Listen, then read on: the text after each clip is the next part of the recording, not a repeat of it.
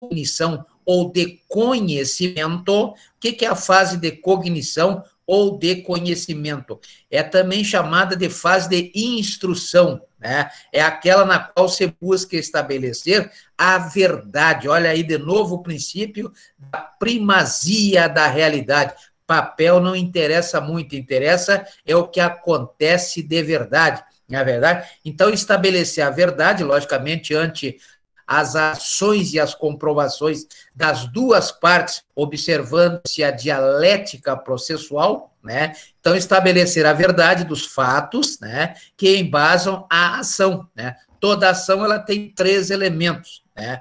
3 elementos compõem a ação, assim como a reclamação do artigo 787 da CLT, né? O primeiro elemento são as partes, o reclamante e o reclamado, né? Os que provocaram o dissídio nos termos do artigo 643 da CLT. Depois, o segundo elemento é a causa, ou seja, o mérito, a causa de fato e a causa de direito, né? E essa causa de fato, aquilo que realmente aconteceu, tem que estar enquadrado na lei, tem que estar enquadrado no dispositivo legal, então tem que ser um direito previsto, por exemplo, no artigo 7º da Constituição Federal, que traz lá os direitos dos trabalhadores, tanto rurais quanto urbanos. Então, o artigo 7º da Constituição Federal, ele igualou os direitos dos trabalhadores urbanos e dos trabalhadores rurais. Então, vejam que esse fato que está acontecendo tem que estar previsto em lei. Essa é a causa de fato e a causa de direito, que constitui o mérito da causa, aquilo que vai ser discutido no processo de conhecimento, aquilo que vai ser discutido no processo de cognição ou de conhecimento, que vai redundar na sentença, não é verdade? Então, veja que a primeira fase é a fase de conhecimento, onde se busca saber quem tem direito e quem não tem direito, através das provas, das comprovações, das alegações que serão levadas para o processo, sempre observando a dialética processual, o silogismo processual, tem a finalidade de estabelecer a verdade dos fatos que embasam aí a ação. Então, o terceiro elemento, que é o objeto, que são os pedidos, é aquilo que vai se buscar aí. No caso da Justiça do Trabalho, como não tem crime, né? Então busca-se sempre aqueles pedidos, aqueles objetos previstos lá, ou por quantia certa, uma condenação por quantia certa, que é indenizar, pagar algum valor, conforme prevê o artigo 824 da Lei 13.105 de 2015, a chamada obrigação por quantia certa, quando o juiz manda pagar alguma coisa, ou o juiz pode mandar também, pode condenar a obrigação específica. Obrigação específica são 4 tipos diferentes. No artigo 806, a obrigação de entregar alguma coisa incerta, né? No artigo 811, a obrigação de entregar alguma coisa certa.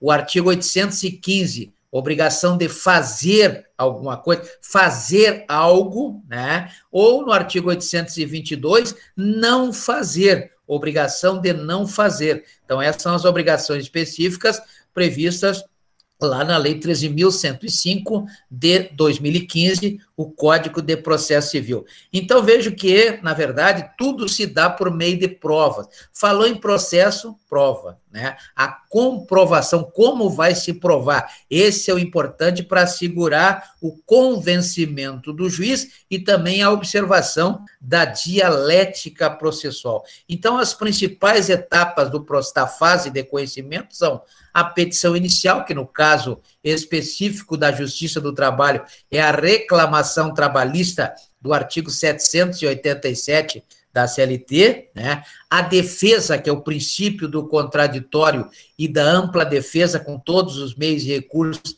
a ela inerentes, está previsto lá no artigo 5º, inciso 55 da Constituição Federal, a audiência inicial do artigo 813 da CLT, que nós vimos na aula passada, 813 da CLT, a audiência inicial, a perícia, né, quando houver necessidade de comprovação pericial, né, através dos laudos periciais. Então, os juízes vão determinar que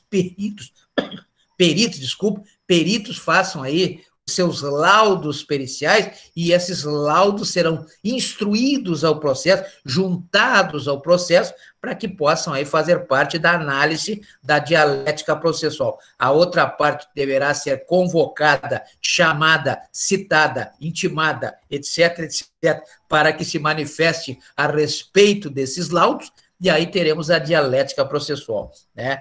Audiência de prosseguimento, lá do artigo 850 da CLT, e ao final aí a sentença, né? Depois de, obrigatoriamente, o juiz tentar a conciliação, né? Lá do artigo 763 da própria CLT, né? E depois os recursos da fase de conhecimento, né?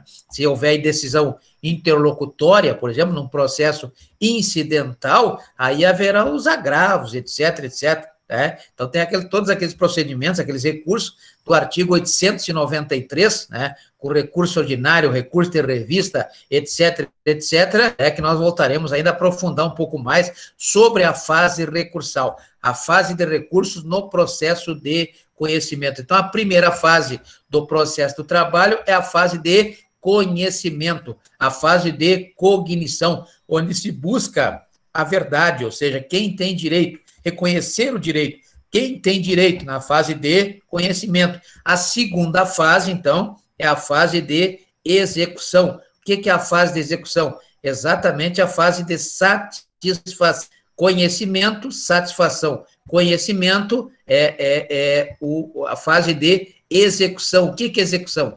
Executar exatamente, satisfazer aquilo que foi reconhecido no processo de conhecimento. Então, a fase de execução é a etapa na qual ocorrem os atos necessários, né, atos administrativos necessários, para o pagamento dos créditos reconhecidos na sentença ou no acordo. Sentença é a sentença de primeira instância, lá do artigo 850, da CLT. Acórdão é a decisão dos tribunais, seja aí do Tribunal Regional do Trabalho, lá do artigo 115 da Constituição Federal, ou do Tribunal Superior do Trabalho, do artigo 92, inciso 2A da Constituição Federal. Então, sempre caberá aí, né, a execução, né? Lembrando que tem execuções que poderão ser realizadas de ofício, como é o caso da Seguridade Social, da atribuição social, lá do artigo 195, incisos 1 e 2 da Constituição Federal, por força do que prescreve o artigo 878-A, 878-A da CLT, né? Então, a execução, ela começa onde? Ela começa no artigo 880 da CLT, 880 da CLT e seguintes, a execução. Então, tem que prestar atenção naqueles casos em que a execução poderá ser de ofício, ou seja, pelo próprio juiz. De ofício é aquela que é feita pelo próprio juiz. Ele reconhece o direito e ele já executa o direito, né? Execução. Execução é quando o Estado vai entrar no patrimônio de um devedor, né? Pegar um bem desse devedor, vai vender esse bem, vai pegar o dinheiro e pagar o credor, não é verdade? Isso é execução. Então, é a etapa no qual ocorrem os atos necessários para o pagamento dos créditos, logicamente que a justiça trabalhista não tem crime, né? Então só tem, na verdade, reconhecimento de crédito, crédito de fundo de garantia, crédito de férias, crédito disso, crédito daquilo, todos os direitos previstos lá no artigo 7º pertinentes aí aos trabalhadores urbanos e também aos rurais, não é verdade? Então, reconhecidos na sentença ou no acordo, bem como daqueles resultantes de acordos não cumpridos, olha aí, né? Às vezes um acordo lá do artigo 855B, quando for aí um acordo extrajudicial, né, cujo acordo será um título executivo extrajudicial, previsto no artigo 784 da Lei 13.105 de 2015, título executivo extrajudicial é aquele título que não passa pelo processo de conhecimento, porque na sua natureza ele já é certo, líquido e exigível, conforme prescreve o artigo 783 da Lei 13.105 de 2015. Ou pode ser um título executivo judicial